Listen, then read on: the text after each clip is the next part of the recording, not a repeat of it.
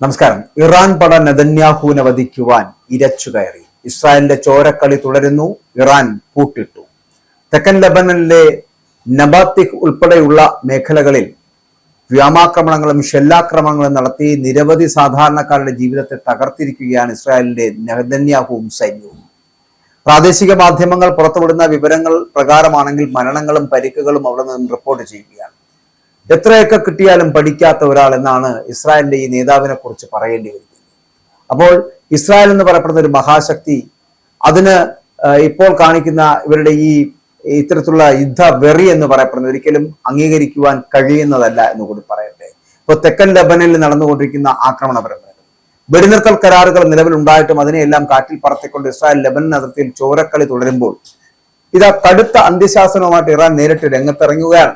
Israel തങ്ങളുടെ ഏകപക്ഷീയമായിട്ടുള്ള സൈനിക നീക്കങ്ങൾ ഉടനടി അവസാനിപ്പിച്ചില്ലെങ്കിൽ പ്രവചനാതീതമായിട്ടുള്ള പ്രത്യാഘാതങ്ങളും ശക്തമായിട്ടുള്ള തിരിച്ചടിയും നേരിടേണ്ടി വരുമെന്നാണ് ഇറാന്റെ ഖദം അൽ അൻബിയ സെൻട്രൽ ആസ്ഥാനം കടുത്ത ഭാഷയിൽ മുന്നറിയിപ്പ് നൽകുന്നത്.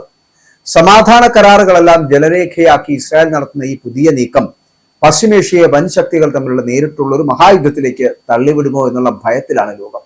വെടിനിർത്തൽ കരാറുകൾ നിലവിലുണ്ടായിരിക്കെ ഇസ്രായേൽ തെക്കൻ ലെബനനിൽ തുടർച്ചയായി സൈനിക നടപടികളിൽ എത്തുകയാണ്, അല്ലെങ്കിൽ അത്തരത്തിലുള്ള സൈനിക നടപടികൾ നടത്തിക്കൊണ്ടിരിക്കുകയാണ് എന്നും സാധാരണ ജനങ്ങളുടെ സുരക്ഷയെ തന്നെ ബാധിക്കുന്ന തരത്തിൽ അവരെ അത് അപകടത്തിലാക്കുന്ന ഇത്തരം നടപടികൾ അവസാനിപ്പിക്കാത്ത പക്ഷം ശക്തമായ പ്രതികരണം നേരിടേണ്ടി വരുമെന്നാണ് ഇപ്പോൾ ഇറാൻ മുന്നറിയിപ്പ് നൽകിയിരിക്കുന്നത്. അതേസമയം അതിർത്തി സുരക്ഷയും സുരക്ഷാ ഭീഷണികളും നേരിടുന്നതിനായാണ് തങ്ങളുടെ സൈനിക നടപടികൾ എന്ന് ഇസ്രായേൽ വിവിധ അവസരങ്ങളിൽ വ്യക്തമാക്കിയിട്ടുള്ളതിനാൽ ഇരു രാജ്യങ്ങളും പരസ്പരം വ്യത്യസ്തമായിട്ടുള്ള വിവരങ്ങളാണ്, അല്ലെങ്കിൽ അത്തരത്തിലുള്ള വിവരണങ്ങളാണ് ഇപ്പോൾ മുന്നോട്ട് വയ്ക്കുന്നത്. തെക്കൻ ലെബനിലെ നബാത്തിഹ് ഉൾപ്പെടെയുള്ള മേഖലകൾ നടന്നതായി റിപ്പോർട്ട് ചെയ്യുന്ന വ്യോമാക്രമണങ്ങളും ഷെല്ലാക്രമണങ്ങളും നിരവധി സാധാരണക്കാരുടെ ജീവിതത്തെ ബാധിച്ചിരിക്കുകയാണ്. പ്രാദേശിക മാധ്യമങ്ങൾ പുറത്തുവിടുന്ന വിവരങ്ങൾ പ്രകാരം മരണങ്ങളും പരിക്കുകളും റിപ്പോർട്ട് ചെയ്യപ്പെട്ടിട്ടുണ്ട്. അതിർത്തി ഗ്രാമങ്ങളിലെ നിരവധി കുടുംബങ്ങൾ വീടുകൾ ഉപേക്ഷിച്ച് സുരക്ഷിത കേന്ദ്രങ്ങളിലേക്ക് മാറേണ്ട സാഹചര്യം ഉണ്ടായതും മനുഷ്യാവകാശ സംഘടനകൾ ആശങ്ക പ്രകടിപ്പിക്കുന്ന ഒരു കാര്യമാണ്.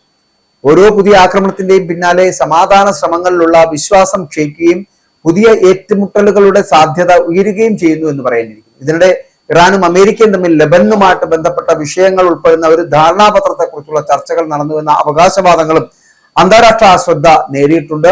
ഇറാന്റെ നിലപാട് പ്രകാരം മേഖലയിലെ സംഘർഷം കുറയ്ക്കുകയും ഒപ്പം ലെബനൻ ഉൾപ്പെടെയുള്ള മുന്നണികൾ സ്ഥിരമായിട്ടുള്ള വെടിനിർത്തൽ ഉറപ്പാക്കുകയും ചെയ്യുക എന്നതാണ് ഇത്തരം നീക്കങ്ങളുടെ ലക്ഷ്യമെന്ന് പറയപ്പെടുന്നത്. എന്നാൽ ഇത്തരത്തിലുള്ള ധാരണകൾ പ്രാബല്യത്തിൽ വന്ന ശേഷവും ഇസ്രായേൽ ആക്രമണങ്ങൾ തുടരുകയാണ് എന്നാണ് ഇറാന്റെ ആരോപണം. അപ്പോൾ ഈ വിഷയത്തിൽ വിവിധ രാജ്യങ്ങളുടെയും അന്താരാഷ്ട്ര നിരീക്ഷകരുടെയും വിലയിരുത്തലുകൾ തമ്മിൽ വ്യത്യസ്തങ്ങൾ, അല്ലെങ്കിൽ വ്യത്യസ്തമായിട്ടുള്ള അഭിപ്രായങ്ങൾ, അല്ലെങ്കിൽ വ്യത്യാസ തരത്തിലുള്ള വിലയിരുത്തലുകൾ ഉണ്ടാകാമെന്നത് ശ്രദ്ധേയമാണ്. മറ്റൊരു വശത്ത് ലെബനിലെ ഹിസ്ബുള്ള പ്രസ്ഥാനം അതിർത്തി മേഖലയിൽ ഇസ്രായേൽ സൈനിക വാഹന വ്യൂഹങ്ങളെ ലക്ഷ്യമിട്ട് റോക്കറ്റുകളും ഡ്രോണുകളും പ്രയോഗിച്ചതായിട്ട് അവകാശപ്പെട്ടിട്ടുണ്ട്. ഇസ്രായേൽ സേനയുടെ ടാങ്കുകളും കവചിത വാഹനങ്ങളും ഉൾപ്പെട്ട സൈനിക സംഘത്തെ തടയാൻ പ്രതിരോധ നടപടി സ്വീകരിച്ചുവെന്നാണ് സംഘടനയുടെ പ്രസ്താവന എന്ന് പറയപ്പെടുന്നത്. എന്നാൽ ഇത്തരം അവകാശവാദങ്ങളുടെ കൃത്യത സ്വതന്ത്രമായി സ്ഥിരീകരിക്കപ്പെട്ടിട്ടില്ല.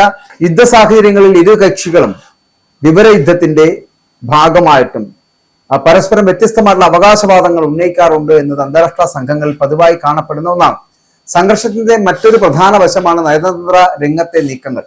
Hezbollah secretary general Sheikh Naim Qassem ഇറാന്റെ ഇടപെടലുകളെ പ്രശംസിച്ചുകൊണ്ട് ഈ പറയുന്ന Iranian parliament speaker Mohammad Bagher ഖാലിബാഫിന് സന്ദേശം അയച്ചാലുള്ള റിപ്പോർട്ടുകൾ വരുന്നുണ്ട്. ഒപ്പം തന്നെ ലെബനനിലെ സംഘർഷം നിയന്ത്രിക്കുന്നതിൽ ഇറാൻ വഹിച്ച പങ്കിനെ അഭിനന്ദിച്ച അദ്ദേഹം മേഖലയിലെ പ്രതിരോധ പ്രസ്ഥാനങ്ങൾക്ക് ഇറാൻ തുടർച്ചയായിട്ട് പിന്തുണ നൽകിയിട്ടുണ്ട് എന്നുകൂടി അഭിപ്രായപ്പെടുന്നു. ഇറാൻ, ഹിസ്ബുള്ള, ഇസ്രായേൽ എന്നീ കക്ഷികളുടെ പരസ്പര ബന്ധം അത് പശ്ചിമേഷ്യയിലെ സുരക്ഷാ രാഷ്ട്രീയത്തിന്റെ നിർണായകമായിട്ടുള്ള ഘടകമായിട്ട് തുടരുകയാണ്. ഇതിനൊപ്പം തന്നെ ഇറാൻ വിദേശകാര്യമന്ത്രിയായിട്ടുള്ള അബ്ബാസ് അരാഗ്ചിയുടെ പ്രസ്താവനകളും ചർച്ചയാകുകയാണ്. ലെബനെതിരായിട്ടുള്ള ഭാവിയിൽ ആക്രമണങ്ങൾ ഏതെങ്കിലും സമാധാന ധാരണകളുടെ ആത്മാവിന് വിരുദ്ധമായിട്ട് കണക്കാക്കപ്പെടാമെന്നും ലെബനനിലെ സ്ഥിരത ഉറപ്പാക്കാതെ മേഖലയിൽ ദീർഘകാല സമാധാനം സാധ്യമാകില്ല എന്നും അദ്ദേഹം വ്യക്തമാക്കുന്നുണ്ട്. ഇസ്രായേൽ നിയന്ത്രണത്തിലുള്ള പ്രദേശങ്ങൾ, അതിർത്തി സുരക്ഷ, പ്രാദേശിക സായുധ സംഘടനകളുടെ സാന്നിധ്യം എന്നിവയെല്ലാം ഉൾപ്പെടുന്ന സങ്കീർണ വിഷയങ്ങൾ പരിഹരിക്കാതെ സ്ഥിരമായ വെടിനിർത്തൽ കൈവരിക്കുന്നത് ദുഷ്കരമാണെന്നാണ് നിരവധി വിദഗ്ധരുടെ വിലയിരുത്തൽ എന്ന് പറയുന്നത്. ഇതിനിടെ യുദ്ധത്തിന്റെ മാനുഷിക പ്രത്യാഘാതങ്ങളും കൂടുതൽ വ്യക്തമായി പുറത്തു വരുന്നുണ്ട്.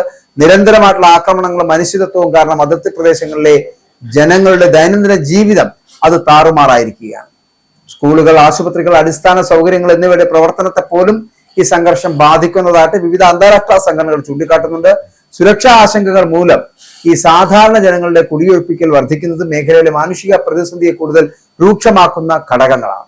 അതേസമയം ഇസ്രായേലിനകത്തും ദീർഘകാല സൈനിക വിന്യാസത്തിന്റെ പ്രത്യാഘാതങ്ങളെ കുറിച്ചുള്ള ചർച്ചകൾ ശക്തമാണ്. ചില മാധ്യമ റിപ്പോർട്ടുകൾ പ്രകാരം തുടർച്ചയായുള്ള യുദ്ധ സാഹചര്യങ്ങൾ സൈനികരിൽ മാനസിക സമ്മർദ്ദം വർദ്ധിപ്പിക്കുന്നു എന്ന ആശങ്ക ഉയർന്നിട്ടുണ്ട്. ഇത് സംബന്ധിച്ച കണക്കുകൾ പ്രകാരം വിവിധ സ്രോതസ്സുകളിൽ നിന്ന് പുറത്തു വരുന്നുണ്ടെങ്കിലും അവയുടെ കൃത്യതയും പശ്ചാത്തലവും പ്രത്യേകം പരിശോധിക്കേണ്ടതുണ്ട് എന്ന് തന്നെയാണ് വിദഗ്ധർ ചൂണ്ടിക്കാട്ടുന്നത്. മൊത്തത്തിൽ നോക്കുമ്പോൾ പശ്ചിമേഷ്യയിലെ നിലവിലെ സാഹചര്യം വെറും ഒരു സൈനിക ഏറ്റുമുട്ടൽ മാത്രമല്ല, മറിച്ച് വൻ ശക്തികളുടെ നയതന്ത്ര യുദ്ധഭൂമി കൂടിയാണ്. മുൻപ് മേഖലയിൽ ഒരു പ്രതിസന്ധി ഉയർന്നു വന്നപ്പോൾ അതിനെ പ്രതിരോധിക്കുവാൻ ഹിസ്ബുള്ള മുന്നിട്ടിറങ്ങിയിരുന്നു. അതിന്റെ അന്തിമ ഫലം എന്നോണമാണ് അമേരിക്കയുടെ ഭാഗത്ത് നിന്ന് ഒരു സമാധാന കരാറിനുള്ള നീക്കങ്ങൾ വരെ ഉണ്ടായത്. എന്നാൽ ഇപ്പോൾ ഹിസ്ബുള്ളയ്ക്ക് നേരെ ആഴ്ന്നിറങ്ങിയ ഇസ്രായേലിലെ ക്രൂരമായിട്ടുള്ള ആക്രമണങ്ങളെ തടുക്കാൻ ഇറാൻ കൂടി നേരിട്ട് കളം പിടിച്ചതോടുകൂടി ഒരു കാര്യം ആഗോള സമൂഹത്തിന് മുന്നിൽ വ്യക്തമാവുകയാണ്. എന്തൊക്കെ ഭീകരാന്തരീക്ഷം സൃഷ്ടിക്കപ്പെട്ടാലും, എത്രയൊക്കെ കഠിനമായിട്ടുള്ള ആക്രമണങ്ങൾ നേരിടേണ്ടി വന്നാലും ഈ പറയുന്ന സത്യം വിജയിക്കുക തന്നെ ചെയ്യും.